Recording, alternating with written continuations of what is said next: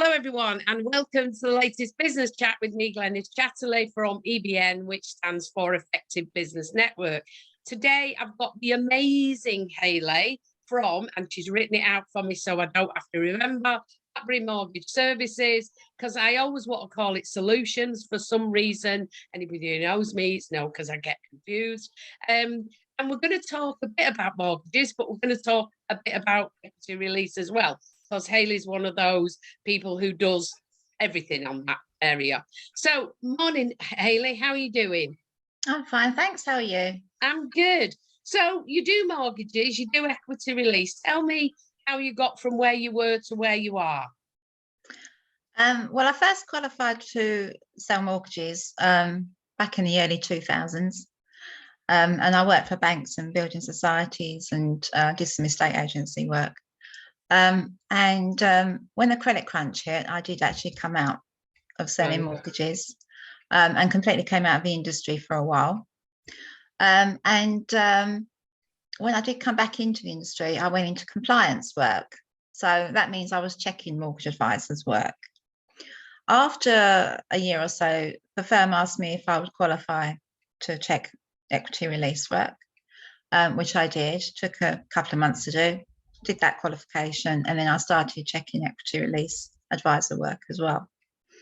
And I think I was with that firm for about 3 years, and I decided I really wanted to get back to selling. I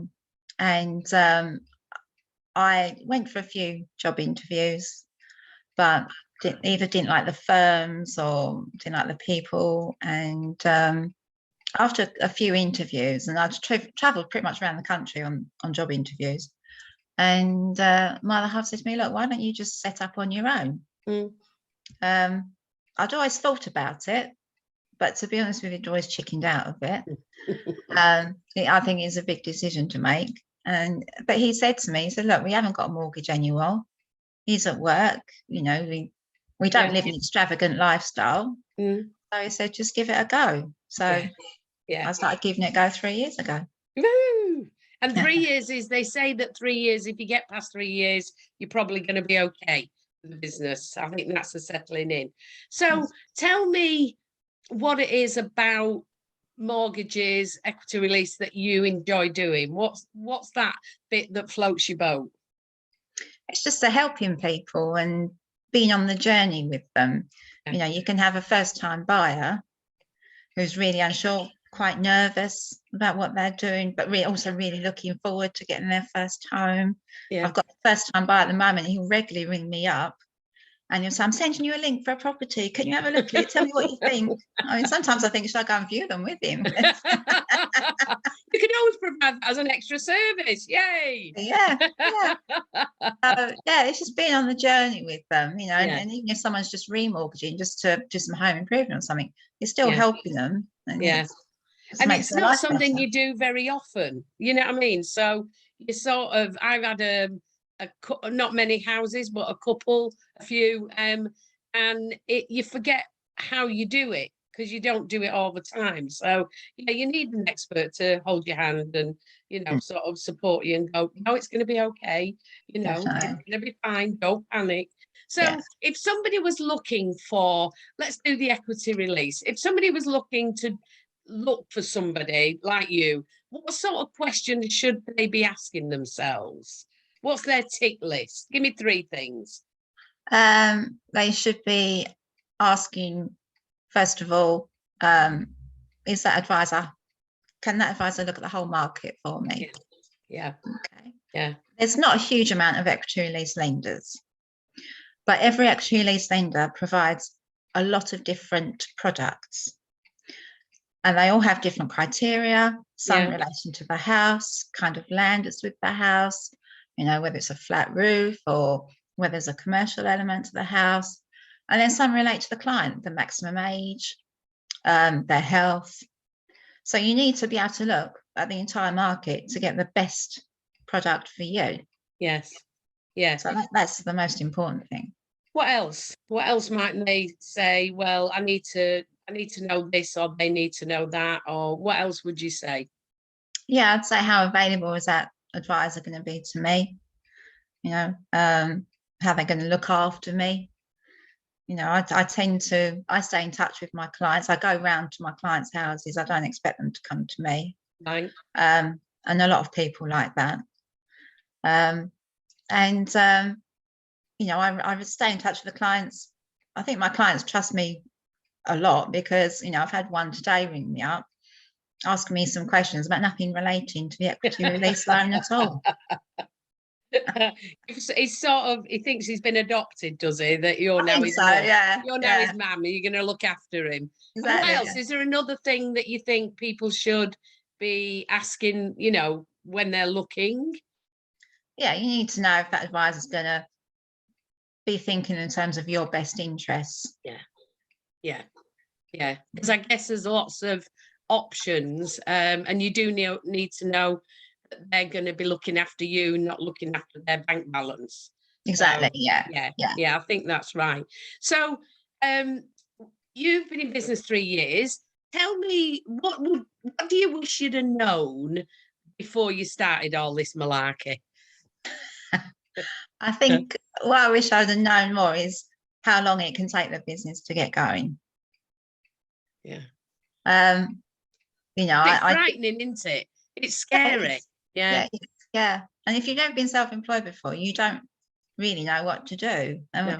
And when you're mortgage selling, you have to be registered with Financial Conduct Authority, and it takes a while for that to come through. And then once you're registered, you can get going. And it's like, right, you're set up now. It's like, okay. If it's any consolation, I think every business person I've spoken to has that moment as well. It doesn't matter what service or product they've got. You go, okay. Mine was my first day sat at my desk, realised that it was me. You know, I didn't have hordes of people doing support stuff.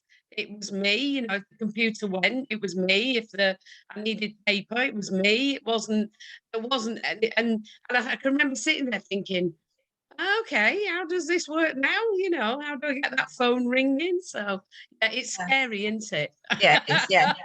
Especially when the computer doesn't want to do what you want it to do. Yeah. And staring at it in a sort of meaningful, menacing way apparently doesn't help, or so I found. You know, I did know somebody who rang me once and he said, my computer's not working. I said, oh, what's wrong with it? He said, well, it won't start, so I hit it with a hammer. And I went, no, that's never going to work. I mean, I'm IT savvy, but even I know you don't. And he said, well, there was just something stuck, so I just thought I'd give it a tap. No, that's not what you do. So when you're not doing mortgages and things, and you're not getting new business, what are you doing in your spare time?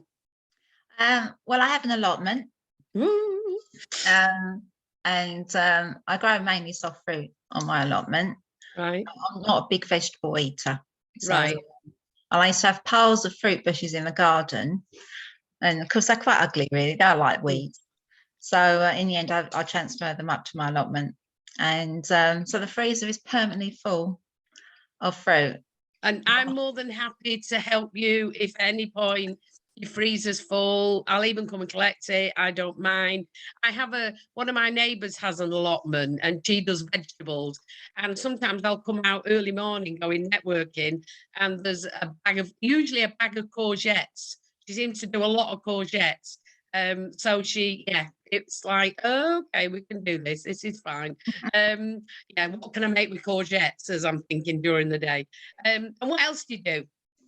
Well, because I've always got so much fruit lying around, I started making wine with it. Ooh.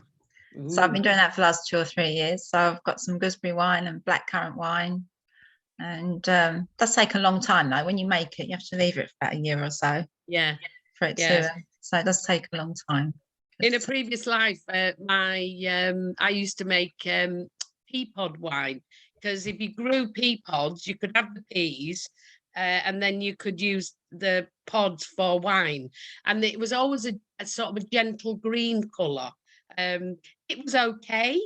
It wasn't going to make any restaurant table anytime soon, but it was okay. But yeah, I don't drink, so I can't help you out with that if you've got excess. But the soft fruit will do me, and I'll suck on it and pretend it's wine. So So you do a lot of I know, do I know about you that you also bake? Yeah, I do like to bake. Yeah. So I don't get to do it that often because obviously if I did, there's only 2 of us in the house. Yeah. So Yeah. if I baked every day, I would be about 25 stone. Yeah. So Well, again, happy to help with that. Happy to come round and pick it up. Blaze and I, my beloved, do love a nice bit of cake. It's sort of, oh, we're going on holiday soon, and we have a rule: we can only have 1 bit of cake a day, or every other day. And sometimes it's that he has a piece of cake and I have a bit of it, you know, because otherwise I'd be 25 stone coming back and have to pay excess on the plane. So well, thank you for your time. It's been absolutely fantastic. And I will be seeing you again soon. And for the rest of you, please watch this to the end so that we don't mess with the algorithms, because we don't want to do that. If you want, subscribe to the channel. That would help me enormously. Like it, comment on it, tell your friends about it. And what else? Well, come back next week, because next week I'll be probably talking to myself if you don't turn up. And for now, Hayley, thank you very much. thanks, Glynis. See you soon. Bye. Bye.